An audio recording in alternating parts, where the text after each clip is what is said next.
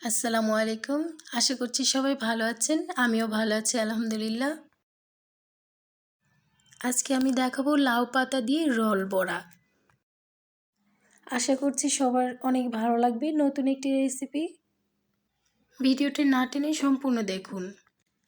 প্রথমেই আমি লাউ পাতাগুলো ধুয়ে নিয়েছি।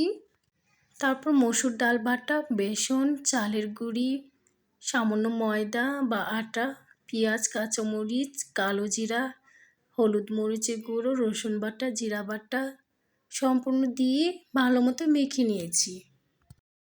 ভালো মতো লক্ষ্য করুন কিভাবে করছি। প্রথমে আমি পাতাটা উল্টে নিলাম, তারপর ডাল বাটাগুলি আস্তে আস্তে করে সম্পূর্ণ পাতায় দিয়ে দেব। এইভাবে ভালো মতো লাগিয়ে তার উপরে আবার একটি পাতা দেব, আবার ডাল বাটাগুলি দিয়ে দেব, তার উপরে আবার পাতা দেব। এক সাইডে যে কয়টা পাতা থাকবে আবার অপর সাইডে ঠিক ওই পাতাই থাকবে। আমি আবার অপর সাইডে আরেকটি পাতা দিলাম। মানেটা হচ্ছে পাতা একবার এই সাইড করতে হবে, একবার ওই সাইড করতে হবে, তাহলে জিনিসটা চারকোনা হবে, রোল করতে সুবিধা হবে। ডাল মাখানো হয়ে গিয়েছে, এখন আমি চারদিক দিয়ে সুন্দর করে ভাঁজ করে দেব।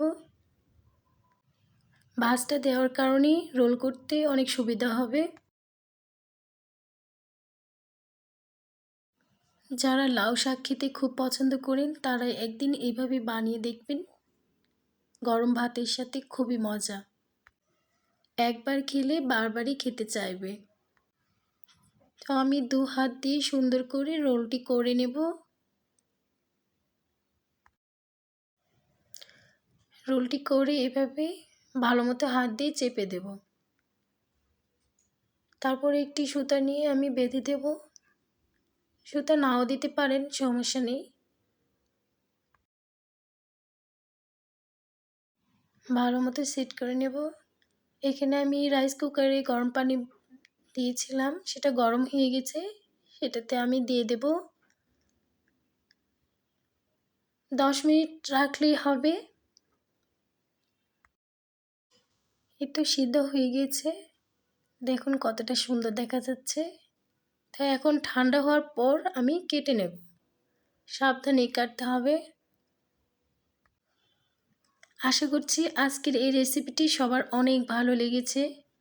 ভালো লাগলে অবশ্যই লাইক কমেন্টস করবেন, আমার চ্যানেলটি সাবস্ক্রাইব করবেন এবং আমার পাশে থাকবেন। আমি একটি উঠিয়ে দেখাচ্ছি, ভিতরে খুব সুন্দর সিদ্ধ হয়ে গিয়েছে। আপনারা চাইলে এটি ফ্রোজেন করে রাখতেও পারেন। আমি কিছুটা ফ্রোজেন করে রাখবো আর কিছুটা ভেজে নেব। কখনো দেখা যায় রান্না করতে ইচ্ছে করছে না, তো একসময় এটি বের করে ভেজে আপনি ডাল ভাতের সাথে খেতে পারেন। হালকা জালে ভেজে নেবেন। আমার ভিডিওগুলি ভালো লাগলে অবশ্যই আমার ভিডিওগুলিতে কমেন্টস করবেন। আপনারা পাশে থাকলে অবশ্যই সামনে এগিয়ে যেতে পারবো।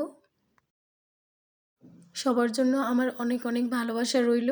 এতক্ষণ ভিডিওটি দেখার জন্য সবাইকে অসংখ্য ধন্যবাদ। আমার জন্য দোয়া করবেন। সবাই অনেক ভালো থাকবেন। আল্লাহ হাফেজ।